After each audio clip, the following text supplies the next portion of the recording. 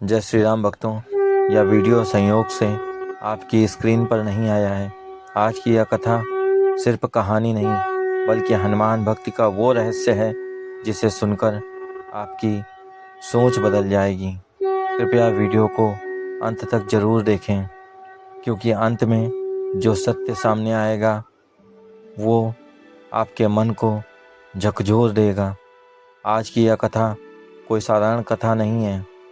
यह कथा है बल, भक्ति, ब्रह्मचर्य और पुत्र पिता के उस रहस्यमयी संबंध की जिसके बारे में बहुत कम लोग जानते हैं।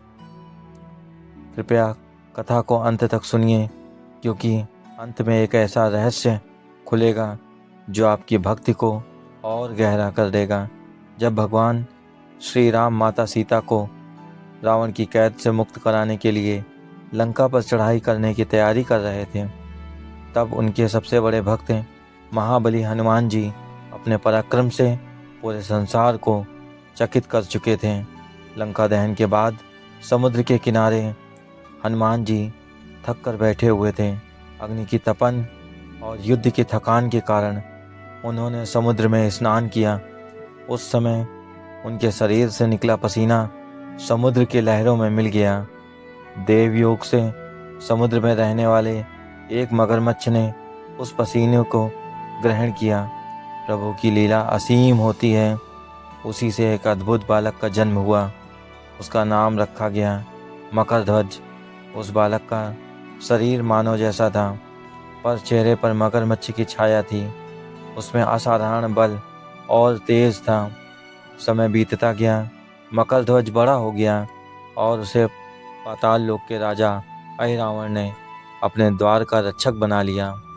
अहिरावण ने उसे आदेश दिया कि वो पाताल लोक के द्वार पर कोई भी जीवित अंदर ना जा सके। उधर लंका युद्ध अपने निर्णायक मोड़ पर था। रावण के भाई अहिरावण ने छल से राम और लक्ष्मण को पाताल लोक में बंदी बना दिया। जब यह समाचार हनुमान जी तक पहुंचा तो वे बिना एक क्षण गंवाए पाताल लोक की ओर बढ़े। पाताल लोक के द्वार पर पहुंचते ही उनका सामना एक अद्भुत योद्धा से हुआ। मकरध्वज नाम था उसका। हनुमान जी ने कहा, वीर, मैं श्री राम का दास हूँ, मुझे मार्ग दो। मकरध्वज बोला, यह द्वार पार करना असंभव है। जब तक मैं जीवित हूँ कोई अंदर नहीं जा सकता। इसके बाद जो युद्ध हुआ वह पृथ्वी और पाताल लोक दोनों को हिला देने वाला था।